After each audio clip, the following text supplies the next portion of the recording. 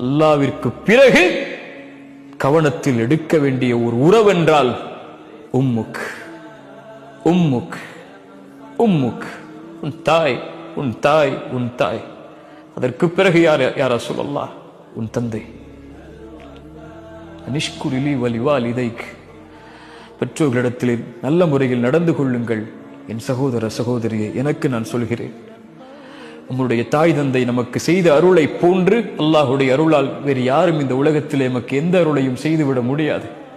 ஒட்டுமொத்த வாழ்வையும் நமக்காக கொடுத்து நம் நலனை மட்டுமே குறிக்கோளாக கொண்டு வாழக்கூடிய உறவுகள் அது.